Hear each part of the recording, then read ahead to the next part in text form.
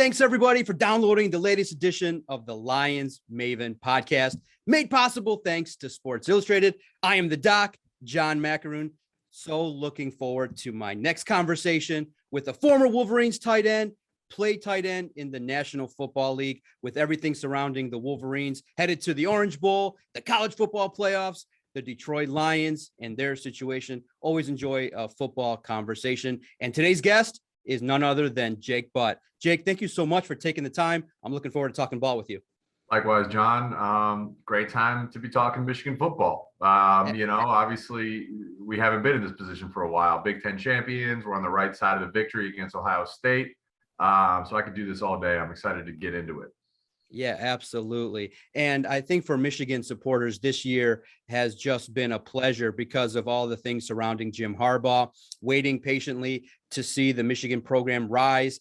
And now to see what Jim Harbaugh has accomplished. I think from your perspective, I think uniquely you can speak to what it's been like now supporting Michigan and now seeing the fruits of their labor headed to the Final Four in the college football playoff.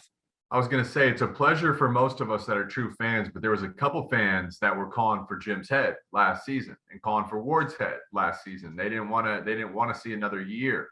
So in that sense, there's a couple people that were on the wrong side of that bet. But for those of us who understand the complexity of football, there's no room for emotion. All right, the emotions for the fans in the stadium.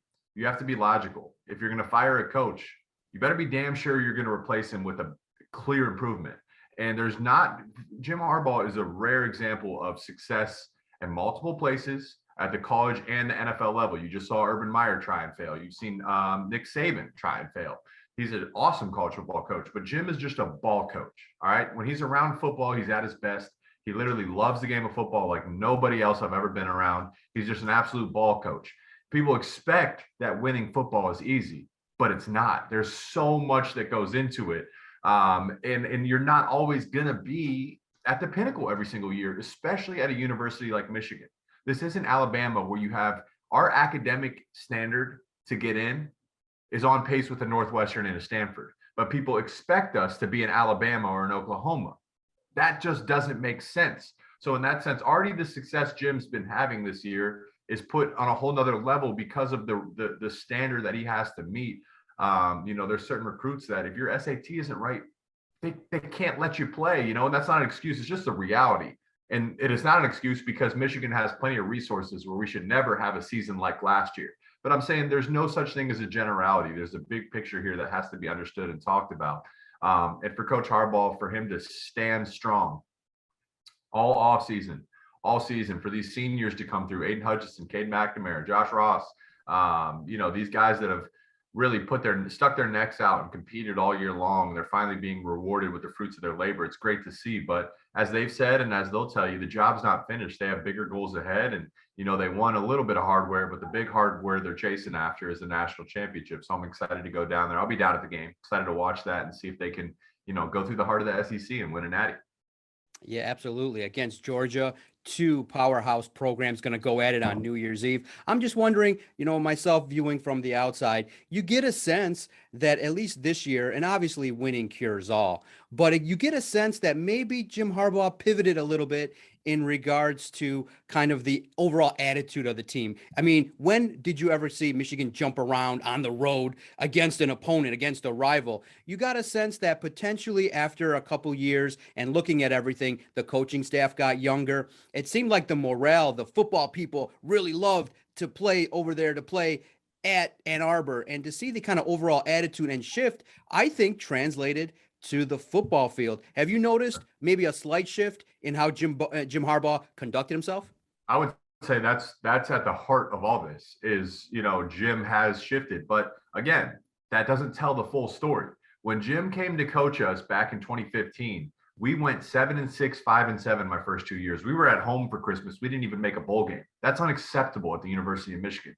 So Jim can't come in and be your best friend. There's no smiles. What are we celebrating? What are we smiling about? One season isn't enough. 2 seasons maybe, but you have to earn that right to get your coach's trust. And no two teams are the same. So each year is a reevaluation by your head coach and your coaching staff as a general statement. do we trust these guys? Are they going to handle themselves? Is the locker room going to police itself? I think Jim finally trusted that, understanding who's your leaders. Cade McNamara, very trustworthy guy, on the field, off the field, emotionally, relationships in the locker room. Aidan Hutchinson, he's an NFL player sitting in your locker room. The dude leads by example first. All right, I can trust those guys that they're going to police the locker room. And hey, if they want to have fun at jump around, that's when the game of football is fun. You've earned that right to say, that's actually our jump around. We're going to have a great time with it. That's when the football's clicking. That's when it becomes really fun. And when you see that, that's when you know you have something special too. So it all starts with Jim. I think bringing in Coach McDonald as a defensive coordinator, going younger on the offensive staff. I think Coach Gaddis has continued to improve each year. So it starts with the head man, then you have your coordinators, then you have your assistant coaches. There's layers to it. I think everybody raised the bar this year, including the players. And the collective success of the team is not due to one big step. It's a little bit here that's added up to a lot. That's the sign of a good ball team. Absolutely. I'm looking forward to get Jake's breakdown on how he sees things shaking out between Michigan and Georgia. But I do want to rewind a little bit. You brought it up. You were not recruited by Jim Harbaugh. Brady Hoke was the head coach at the time when you came in. Tell us a little bit about being recruited by Michigan, choosing that process, and choosing the university you wanted to play ball for. We could talk for an hour. This could be its own show, man. Seriously. Because I grew up in Columbus. I grew up a Buckeye fan. My grandfather played at Notre Dame. So my second favorite team was Notre Dame. Those are two of Michigan's biggest rivals. Never in a million years did I think I was going to go to Michigan. And slowly I went to the first Michigan-Ohio State game under the lights. Roy Roundtree fading the end zone by Denard Robinson last second. Electric. I think it was a record-setting attendance at the point in time. I saw Michigan that year. Michigan won on a last-second field goal, an electric game. This is back in, I believe, 2012. And then finally, the last game I went to see, or this was 2011, excuse me. Last game I went to see was Michigan-Ohio State in the Big House. Luke Fickell was coaching Ohio State. Michigan got their first big win against them in a very long time. And I found myself rooting for Michigan. I'm like, okay, like maybe there really is something about this place. It was awesome to see. They won the Sugar Bowl. It seemed like everything's on track. Obviously, for me, I prioritize academics. I prioritize life after football. And what I'll tell every single recruit is there is no better balance of all of the intangibles than the University of Michigan. Of course, if you're a football player, you want to play on the big stage. You want to play on the national stage. You want to be on national TV on Saturday afternoon, Saturday evening. So you got that at Michigan. Check that box. But you also have a world-renowned academic institution. You also have one of the biggest alumni bases in the world with Fortune 500 CEOs all over the place. A lot of needle movers out there in public. So when you're done with football, you can pretty much get into, you have a pathway, and they say it's about who you know. You have a pathway into anything you want to do post-career if you play the game right. So in that sense, Michigan is a perfect balance of everything. I don't actually see a better place that could even come close to competing with you when you look at all that. For me, it was an easy decision. And now, you know, my football career was cut a little short because of injuries. Now I can reap the benefits of the power of that block end. So I think it's hard to maybe get a 17-year-old, 16-year-old to understand that. Maybe the parents can understand it. My dad was big in helping me understand it. It's the 50-year decision, not the 5-year decision here when you come to Michigan. So I love it. I would recommend it. I hope my children go here one day. I love it. I'm living in Ann Arbor. It's a great city. I believe maize and blue, man. Yeah, absolutely. What was Brady Hoke like when you first step in? You're a freshman trying to get to your feet wet, get your feet under you. What was it like to get acclimated under Brady Hoke? Brady is one of the best human beings I've ever been around. And sometimes you get in call, you know, again, there's got to be a certain level of respect between coach and players. And sometimes that's built on fear. And you don't feel comfortable that you can talk to your head coach and your coaching staff. And that's actually healthy in the sport of football. I'm not saying that as a bad thing. It's just the reality. But with Coach Hoke, he literally was like your grandpa, you know, he was like your dad. He was a guy that you just trusted and you loved. And we would, you know, we'd enter the team room and, you know, we'd all cheer for him. He'd get us all fired up, just a jolly guy smiling, you know, but ultimately you're judged on results. It's not about, there's no feel good stories in football. You either do or you don't. And we did it. So, you know, it didn't work out. We had to move on. Now Brady, you see him having an awesome season out there in San Diego State. He's a good football coach. Let's not be mistaken. It's hard to win at this league, but the fact that he's able to win here at Michigan, he did a little bit. Now he's at SDSU. He's winning there. He's a good ball coach. So I'm rooting for him. And there will always be a special connection, man. When we first graduated, a couple of us graduated. We're out there training in San Diego for the combine. Brady hit all of us up. He took us to his house. He was living there in San Diego. We got a tour, got to see his wife. He took us out to lunch. We just caught up. There was like 6, 7 of us. I mean, that doesn't happen every day, man. You don't get that with every coach. So I got a lot of respect for Coach Hoke, a lot of love for him too. Yeah, absolutely. So the university transitions away from Brady Hoke, and now in comes Jim Harbaugh.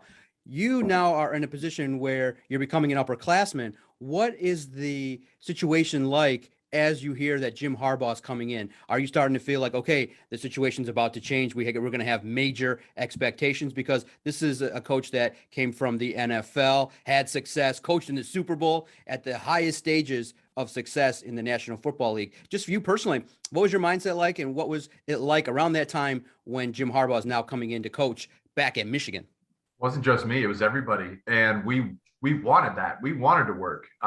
It wasn't because of a shortness of talent that we weren't succeeding my first 2 years. We had NFL players all over the field. 2013, our whole team damn near went to the NFL. Same with 2014. We had a lot of talent. We underperformed greatly.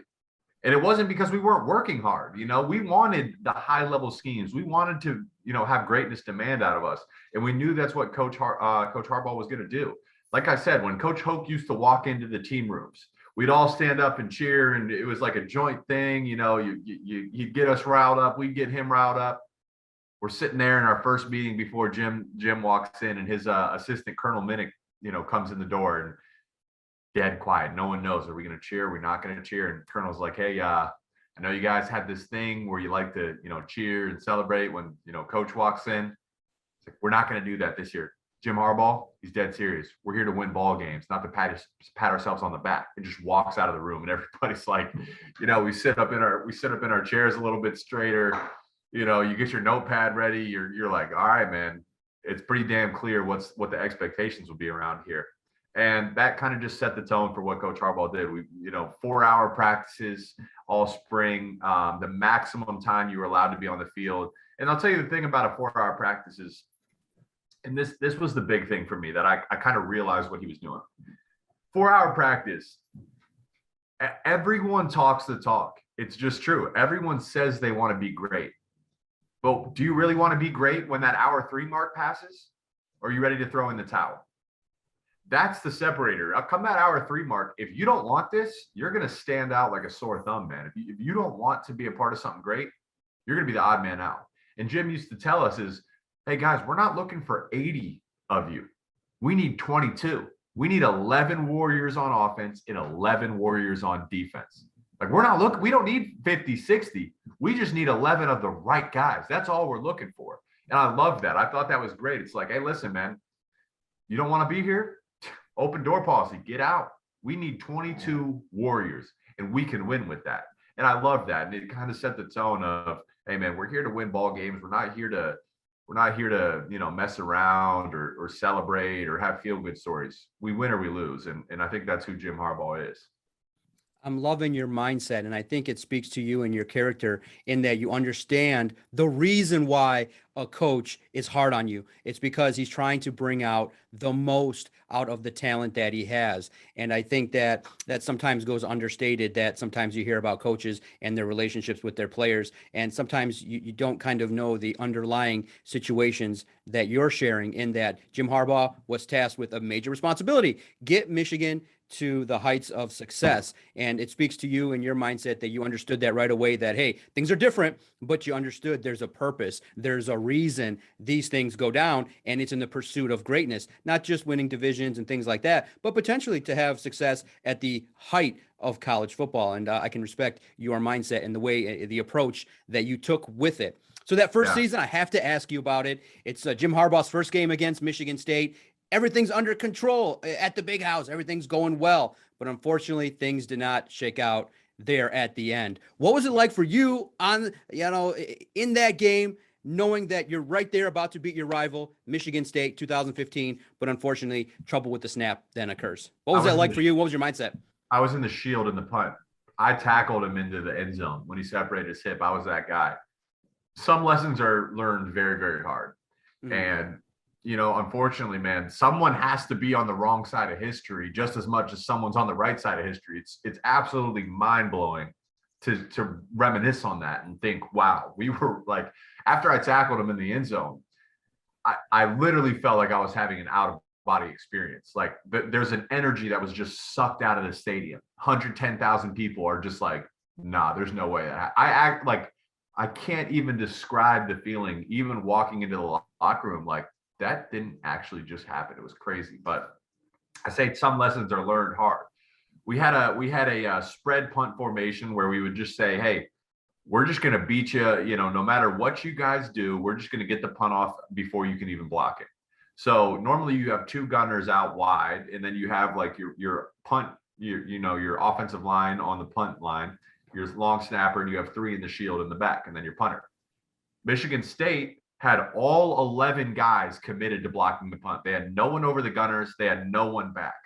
Now, typically what you do is you have a gunner check, and these gunners come down and they block those edge guys. So that way you have what would it be? 8 on 9. You have your gunners taking care of 1, so that leaves 9 on defense.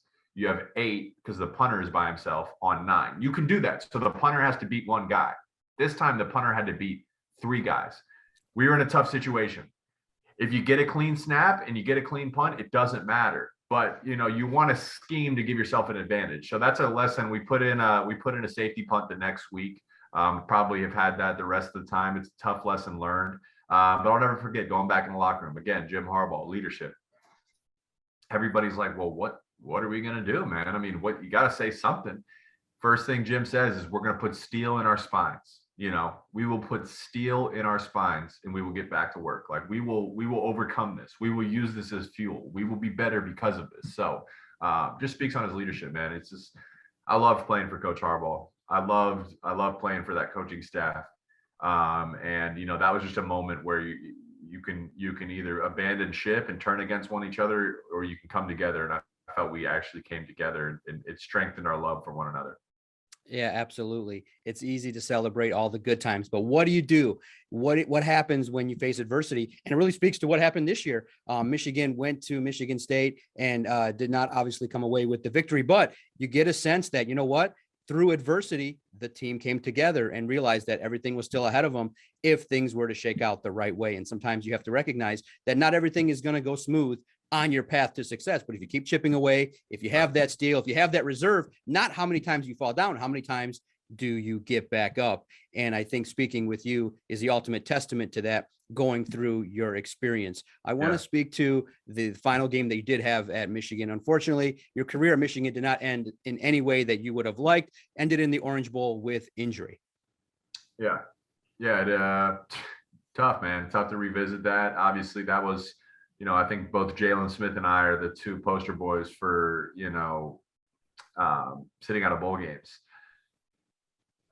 I probably should have sat out of the bowl game. That's what everybody would say, but I wouldn't go back, and I don't regret it. I value the principles. I value the lessons that are learned through adversity. I think until you understand where I'm coming from, you'll never actually understand where I'm coming from.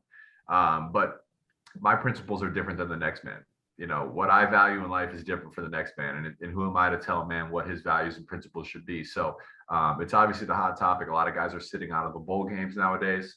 Let the kids make the best decision for themselves, for their families, for their futures. We don't question Brian Kelly when he leaves, Notre Dame to go down to LSU, and Notre Dame has a chance to go to the college football player. No one bats an eye. Let these play. Why are we holding 18 to 22-year-olds to a higher standard than we are to a $100 million head coach? Make that make sense to me. It doesn't. Now, if a kid wants to play or not, again, that's on him. If he wants to play, great. I will always respect that. But if a kid doesn't want to play and he wants to protect his assets and his future, I respect that too. For me, you could argue it played a factor in the fact that I continued to get injured in the NFL and never really got my career off the ground. Obviously lost probably 7 figures. That's just the reality of it. It's not an emotional, it's just the reality of where I am. And for some guys, I'm sure no matter what you do, that's going to be the reality for others going forward as well. So no matter if you try to play it as safe as possible, those kind of things are going to happen. But guys will look at what happened to me, and there will actually be a question to be answered where in the past you probably wouldn't question it. You just go take the field with your brothers.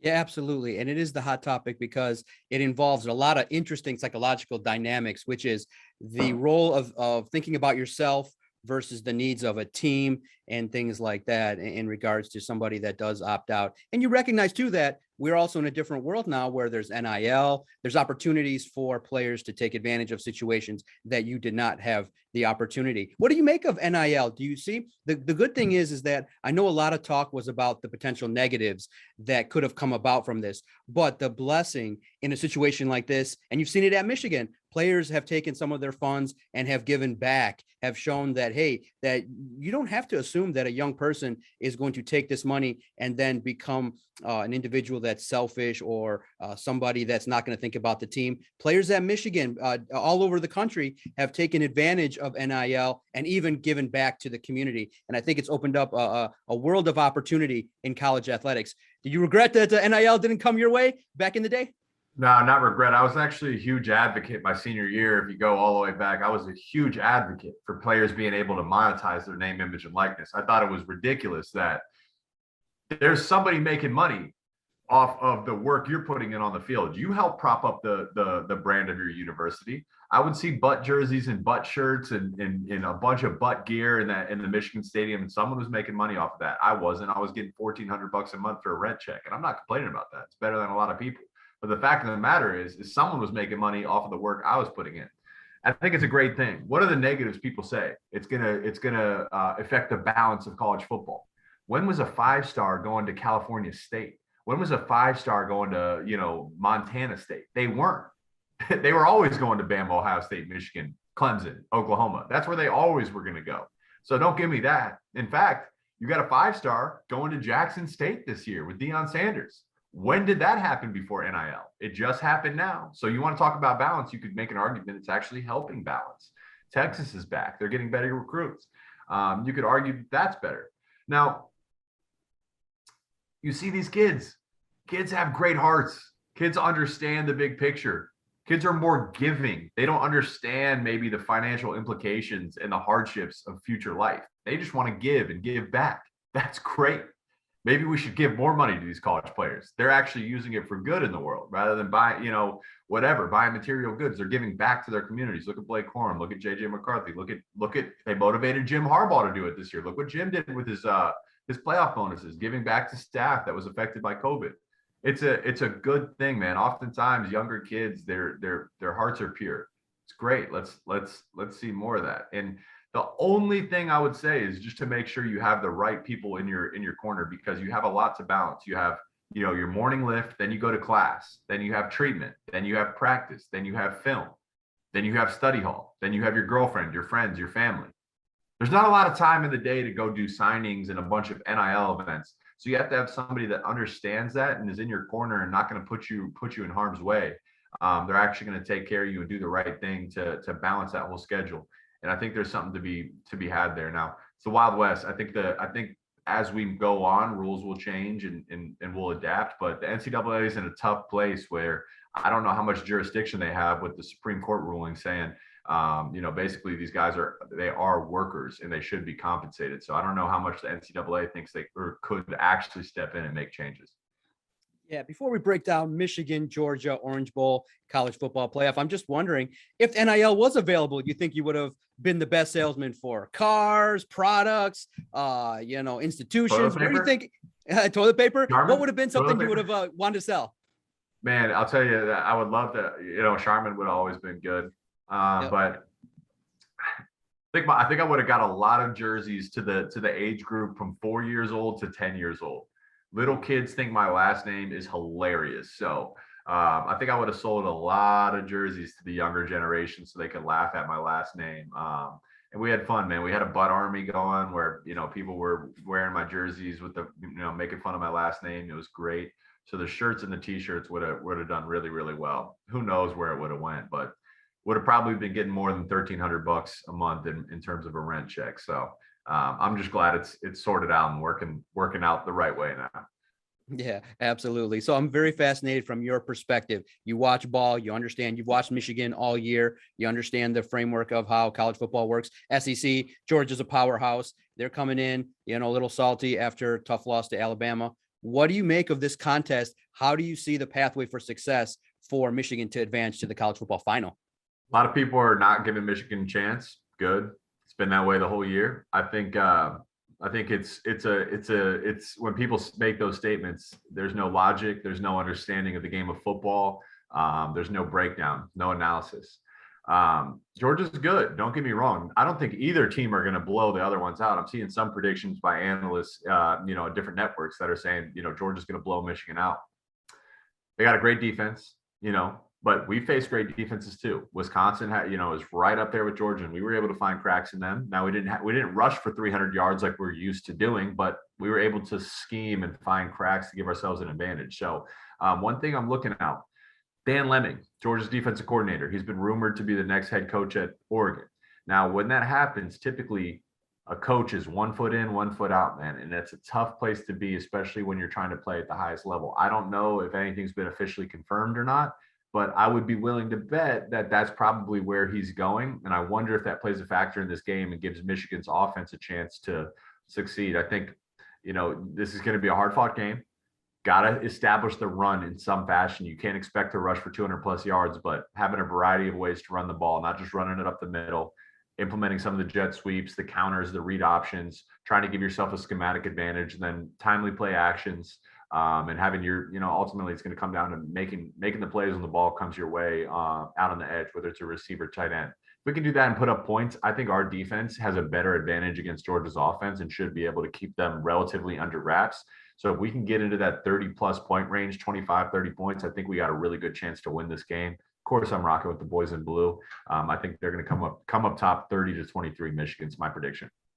Absolutely. And then you got to also recognize that Michigan's defense has one of the premier players in all of college football, and Aidan Hutchinson. And if he steps up his game and does what he's done all year, becomes a disruptor, then you could have a lot of great things go Michigan's way.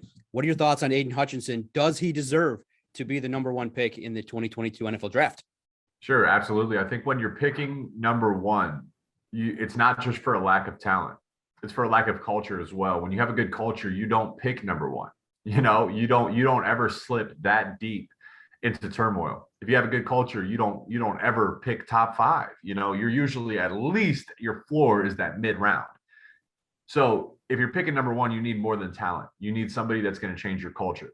Well, you can literally look from last year to this year what Aidan Hutchinson has done for Michigan's culture as a leader, as a player. Obviously his on-field success speaks to his talent and his abilities. They're as good as anybody's in the country.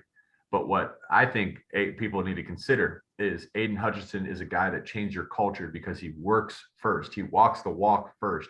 He's willing to go the extra mile. He's willing to do whatever it takes to win. That's exactly why I would be picking Aidan Hutchinson number one overall. Yeah, absolutely. If it doesn't go that way, if it's Kayvon Thibodeau that ends up going to Jacksonville, if it shakes out as it stands and Aidan's there at number 2, there's an interesting dynamic at play there for a situation like Aidan's. And I'm curious to get your thoughts on it, in that Aidan would then be selected number 2 by the Detroit Lions, the hometown guy. Do you see a situation in which maybe the pressure of being number 2, the pressure of having the expectation of the defense potentially being placed on the weight of his shoulders, would that be something that could be a disadvantage in regards to Aidan's career in the NFL? I think it would be great. I think obviously having the hometown guy playing alongside Romeo Quara, potentially learning from the likes of a veteran in Charles Harris if he comes back to the team. I think with Aaron Glenn, you would see the rise, you would see the potential you would see the potential in Aidan Hutchinson come out, I think, working with the Lions defense, as you've seen now they've progressed through the course of the season. But do you see, just in terms of the pressure of playing in front of the hometown crowd, do you see in any way that being a disadvantage for Aidan? Not at all. No, I think that's kind of narratives, and I understand the media aspect of that. I think that's narratives that have to get talked about. But really, at the end of the day, you either perform or you don't. And that's what a guy that Aidan Hutchinson, that's the way he measures himself. And in either of those dudes, either those edge rushers could go 1, they could go 2. I don't think you're going to have a wrong decision with those guys. Relatively, when you look at defensive ends coming out, they're the safe picks. You can turn on the film and say, all right, this guy's going to wreak havoc and be a game changer for us defensively. I don't think there's necessarily a right or a wrong pick, but you come into Detroit with Aidan. It's cool. It's a great story, but frankly, all that really matters is, does he perform on Sundays? And, they'll write narratives around that, but at its foundation is he's either getting the job done or he isn't. And I would be willing to bet, just knowing Aidan's character, knowing his growth year over year, his love for the game of football. If you don't love the game of football, you're not going to improve year over year. He loves the game of football. So he's going to continue to raise the bar and find new techniques and new moves to continue to improve in his NFL career. He's got all the intangibles, size, speed, strength. But he's got a multitude of ways he can rush the passer with a deep bag of moves. So I think he'll have on-field success, and we won't even get to that point of talking about that narrative. Absolutely. So if number 2 is there and he's available, Brad Holmes should run up there, give the card for Aidan Hutchinson, and then slam the table like he did when he was pounding the table for Penei Sewell. And then knowing that you have one of the premier defensive players in all of college football. Let me say this too, is absolutely. And there's again, culture matters. I've seen some Detroit Lion fans talk about, hey man, like, we just lost the number 1 pick. What are we doing? You need to change your culture. You need to start winning football games. That's what changes the culture. Get back to winning. Screw the number 1 pick. You still have plenty of it's a crapshoot anyways, man. You're guessing, really. You're making an educated guess. You never know if your guy's going to pan out or not. So fix your culture at a foundation. That's how you win football games. I'm happy to see them playing football and winning again. Now you have an opportunity to bring in Aidan Hutchinson, who is going to continue to emphasize the culture. Dan Campbell is a well-respected coach across the league. He was the tight end coach down in New Orleans when I was coming out. I spent a lot of time talking to him on the phone. Great guy, well-respected across the coaching staff and the players across the entire NFL. He's a great guy. Again, a culture changer. So you get to a culture as a foundation of winning.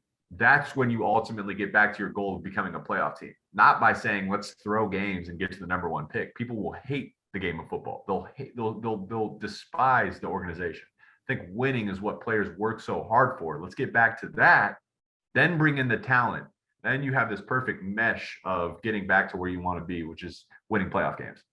Yeah. What do you recall from your conversations with Dan Campbell? I mean, a head coach that come in and has just really, I think, galvanized and really brought in a lot of support in regards to the locker room with the Lions and with the fan base. I think he's got a lot of support, and you just see it in the couple of victories. You see a team that's fought tooth and nail, hasn't given up. The old saying here on here is the I-75 eyes for players that don't want to be here. And I think the culture is steadily changing. I mean, just look at, the performance against the Arizona Cardinals, one of the best teams in the NFC. You went out there and you didn't just compete. You dominated. You won by 18 points at home. And I think that that victory can be the start of something significant. And the one thing you do here across the board, no matter what, from the players, they know that the man talking to them, Dan Campbell, that's who he is. There's no BS. He's authentic. He's a person that is true to who he is, right or wrong or indifferent. That's who he is. And I think a lot of players respect the fact that he played the game, understands their position, understands the mindset that you're talking about. Hey, we got a job to do, but we can also have some fun and keep things at a certain level in regards to the seriousness of football. What do you recall talking to him? And I think potentially if Brad Holmes does the job, gets him the right pieces, maybe adds a couple more Wolverines, maybe there's an opportunity for this thing to kick off here in Detroit. I mean, you just hammered it.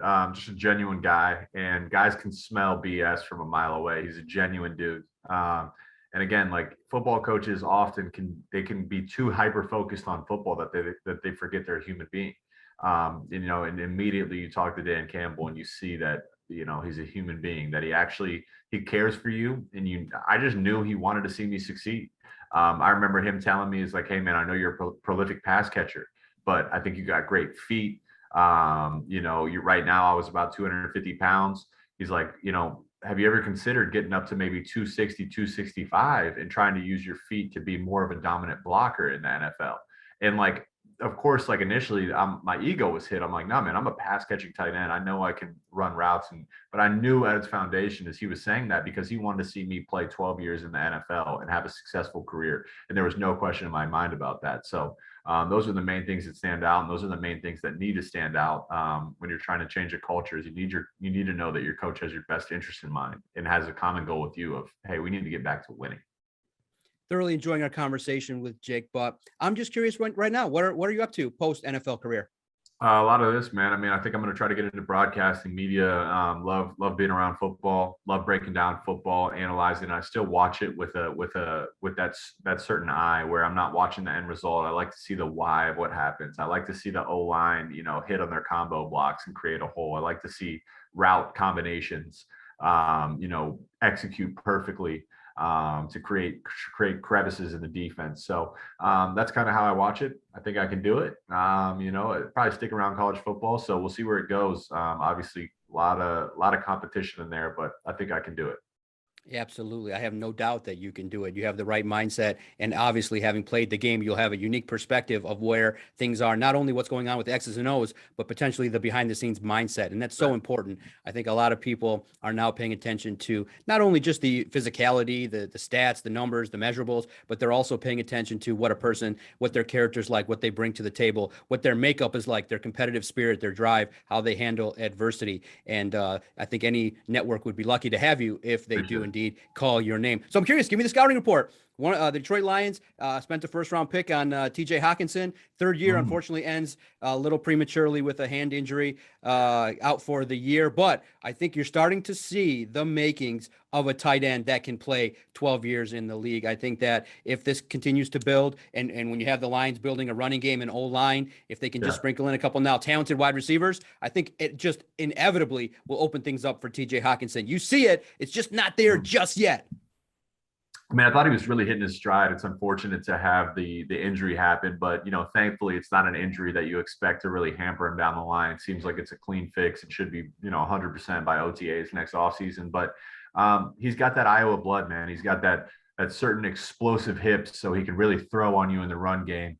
And then he's also got he's not a 4.4 40 guy, but he's pretty damn fast, pretty explosive. And I think when you watch him run routes, excuse me. You run a corner route and on paper it says, hey, you got to push up to 10, 12 yards, break, and take it to an angle of 25 yards. That's being a football robot. You have to have a feel for zone coverages. You have to have a feel for the timing of the quarterback in the pocket.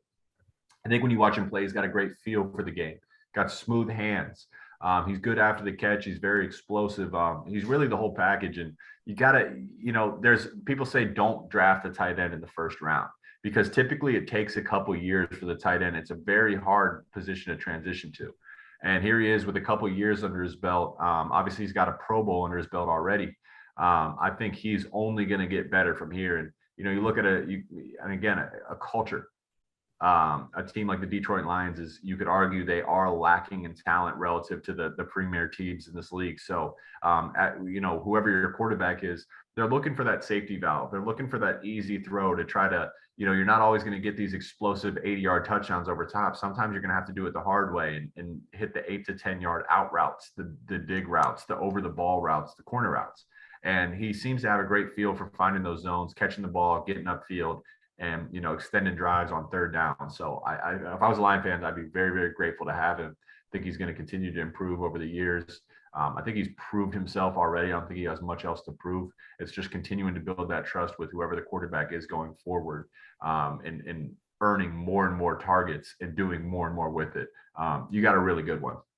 Yeah, absolutely. And I'm definitely fascinated. You told me that Godwin Igwebuike, you're very close with a friend that's on the current Lions roster. How did that relationship develop? And have you picked his brain a little bit about the locker room, playing in the NFL, kind of just what it's like to play for Dan Campbell at the highest level? Because it's certainly unique when you hear what Campbell delivers to the media, his energy, and you just see it, like I said, in the post game. It feels like everybody, and even former players and players on different teams have said that, hey, after a meeting with Dan Campbell, they feel like they just want to go out there and punch a wall and get out there and play. And you've seen it. You see a guy that potentially has the ability to motivate a lot of different people. And with Godwin's situation, having changed positions, I think it's a very unique thing to have a friend, in the NFL, especially going through the ups and downs, trials and tribulations. What's that relationship been like with you and Godwin? I've known Godwin since like my since kindergarten. Went to his birthday parties all the time. His mom calls herself my black mother. So like basically like she's like a second mother to me, really close with his family. Godwin is just the salt of the earth, man. He's a really, really special dude. And I think you're seeing that play out. He played safety at Northwestern. He was a running back in high school. He was so damn talented carrying the ball. When he had a ball in his hands, you expected him to score every single time. So explosive, fast, tough, just everything you would look for in a ball carrier. But he spent 5 years at Northwestern playing safety. Then he goes and, has different, whether it's NFL, CFL, spring league, playing more safety. Then this year, again, Dan Campbell recognizes this. Hey, let's try you out at kick returner.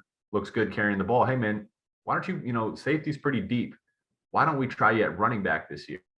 Like that's a coach that is seeing everything, that's saying, hey, we have our guys right now. Let's put each one individually in the best position for them to succeed. And ultimately that will allow our team to be in the best position to succeed. So Godwin's just transitioning after, 8 years of playing safety back to running back. You've seen him flash this year with some of his carries, what he's been able to do on kick return. Obviously, a tough stretch here, fumbling the ball the past couple weeks. I can assure you that, he knows it. He knows that's not good enough. He trusts himself that he's going to get that cleaned up. I trust him too. I mean, anything he's put his mind to, he's been able to succeed. There's no excuses, but he is getting back to carrying the football in the NFL. I'll tell you one thing defenses emphasize in the NFL is punching the ball out and creating turnovers. So he's really going to have to emphasize that going forward, get that cleaned up. I think he has the talent as a vision and a ball carrier to go out there and create and make plays. But obviously you got to take care of the ball first. It's the number one priority. So he knows he's got to get that cleaned up. I bet he will get it cleaned up. But at surface level, man, it just speaks on Dan Campbell. I mean, just giving a guy a chance that probably didn't have a chance, buried on the depth chart at safety, and now has a chance to go maybe carve out an awesome career at running back and be a special story if he's not already one as it is. I've enjoyed our conversation. Our time with Jake Butt has just been amazing talking football. You see the energy, you see the mindset, you see the potential of a rising media star, somebody that understands the game of football. Also, more importantly, understands the game of life. And when you see somebody that just says, hey, I know there's a story out there, come talk to me. I have perspective. Please come reach out. I want to share information. And to see Jake share even about things that are tough regarding his career, regarding things that are related now that are personal to him, you see somebody that's resilient. And when we have the opportunity to talk to somebody like Jake, I hope we get a chance again, because this platform has been great. And Jake, thank you so much for your time. Tell everybody that's listening where they can find you, where they can interact with you, talk ball with you, and then follow you as you rise in your career. Yeah, interact with me, Twitter, Instagram.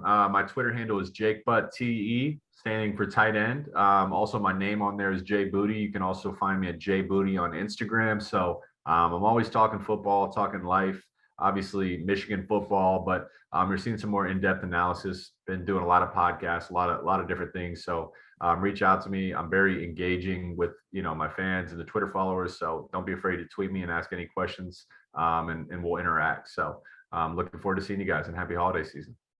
Yep. Everybody make sure everywhere that you find your favorite podcast, just type in Detroit Sports Podcast, and you can find all our daily content, talking to great athletes, great insight, all analysis in regards to the Detroit Lions as well. Thanks, everybody. We appreciate your download.